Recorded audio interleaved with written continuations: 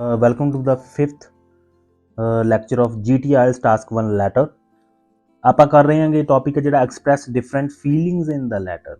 ਫੀਲਿੰਗਾਂ ਜਿਹੜੀਆਂ ਅਲੱਗ-ਅਲੱਗ ਤਰ੍ਹਾਂ ਦੀਆਂ ਉਹ ਕੀ ਕਰ ਰਹੀਆਂ ਨੇ, ਐਕਸਪ੍ਰੈਸ ਕਰ ਰਹੇ ਨੇ, ਇੱਥੇ ਐਸ ਲਗਾ ਦੇਣੀ। ਠੀਕ ਹੈ ਜੀ। ਪਹਿਲਾਂ ਆਪਾਂ ਨੇ ਕੀਤਾ ਸੀਗਾ ਡਿਸਸੈਟਿਸਫੈਕਸ਼ਨ ਔਰ ਡਿਸਲਾਈਕ ਦੇ ਬਾਰੇ, ਜਿਹੜੀ ਪਹਿਲੀ ਵੀਡੀਓ ਇਸ ਤੋਂ ਚੌਥਾ 4 ਨੰਬਰ ਵਾਲੀ, ਤੇ ਹੁਣ ਆਪਾਂ ਕਰਾਂਗੇ ਸੈਟਿਸਫੈਕਸ਼ਨ ਤੇ ਹੈਪੀਨੈਸ ਦੇ ਬਾਰੇ ਲਿਖਾਂਗੇ। ਠੀਕ ਹੈ।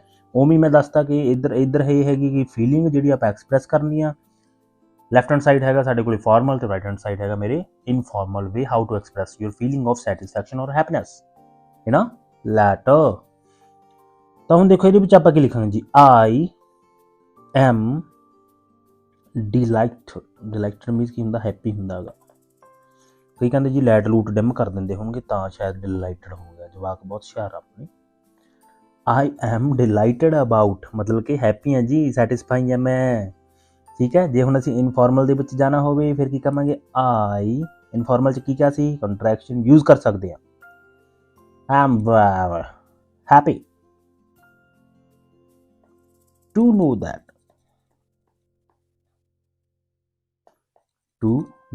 ਦੈਟ ਮੈਨੂੰ ਇਹ ਜਾਣ ਕੇ ਬੜੀ ਖੁਸ਼ੀ ਹੋਈ ਹੈ। ਆਈ ਐਮ ਡਿਲਾਈਟਡ ਅਬਾਊਟ ਮੈਂ ਬਹੁਤ ਖੁਸ਼ੀ ਮਹਿਸੂਸ ਕਰ ਰਿਹਾ ਜੀ ਬੌਸ ਬੂਸ ਨੂੰ ਕਹਿਣਾ ਹੋਊਗਾ। ਠੀਕ ਹੈ। ਤਾਂ ਉਸ ਹਿਸਾਬ ਨਾਲ ਤਾਂ ਇੱਧਰ ਆਪਾਂ ਨੈਕਸਟ ਕੀ ਕਰਾਂਗੇ, ਦੇਖੋ ਹੁਣ ਅੱਗੇ ਯੂਅਰ ਕਿਸੇ ਨੂੰ ਆਪਾਂ ਲੈਟਰ ਲਿਖਦੇ ਹਾਂ, ਵਰਕ ਵਾਜ਼ ਵੈਰੀ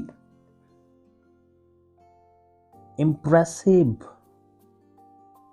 ਤੁਹਾਡਾ ਜਿਹੜਾ ਕੰਮ ਸੀ ਨਾ ਜੀ ਉਹ ਬਹੁਤ ਜ਼ਿਆਦਾ ਪ੍ਰਭਾਵਕਜਨਕ ਸੀਗਾ।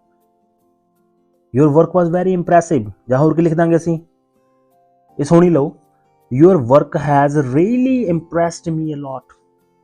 Your work has really impressed me a lot. Has ਦੇ ਨਾਲ verb ਦੀ third form ਲਾਉਂਦੇ ਆ ਤਾਂ ਕਰਕੇ ਆਪਾਂ ਨੇ ਇਹ ਯੂਜ਼ ਕੀਤਾ ਗਾ।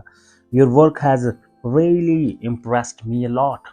ਤੁਹਾਡਾ ਜਿਹੜਾ ਕੰਮ ਆ ਜੀ ਸੱਚਮੁੱਚ ਉਹਨੇ ਮੈਨੂੰ ਬਹੁਤ ਜ਼ਿਆਦਾ ਪ੍ਰਭਾਵਿਤ ਕੀਤਾ।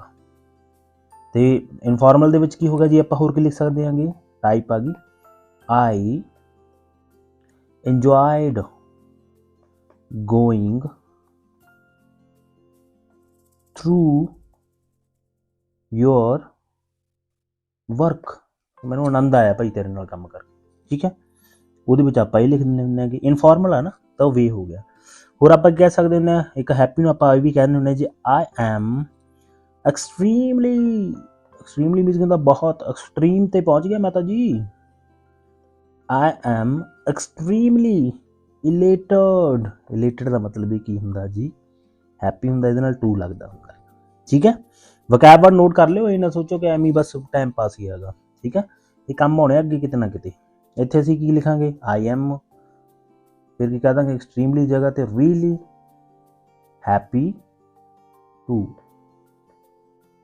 ਸੇ that, to set that I am really happy to invite you, ਉਹ ਚੀਜ਼ ਹੋ ਗਿਆ। I am extremely elated to invite you. ਠੀਕ ਹੈ। ਜਾਂ ਬੰਦੇ ਦਾ ਨਾਂ ਲਿਖ ਦਿਓ ਜਿਹੜਾ ਤੁਹਾਡਾ ਬੌਸ ਹੋ ਗਿਆ, ਸਰ ਹੋ ਗਿਆ।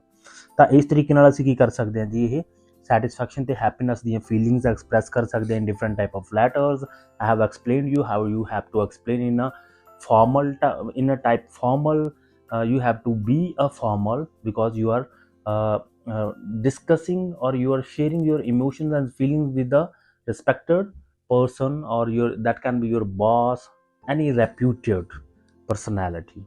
On the other hand, informal, in case of informal, you can write same as you speak to someone your close and near and dear friend, relative and anyone else. Okay. ਤਾਂ ਇਸ ਤਰੀਕੇ ਨਾਲ ਕੀ ਹੈਗਾ, formal informal ਦੀ types ਦੀ satisfaction ਤੇ happiness ਦੇ ਬਾਰੇ ਮਿਲਦੇ ਹਾਂ ਨੈਕਸਟ ਵੀਡੀਓ ਦੇ ਵਿੱਚ।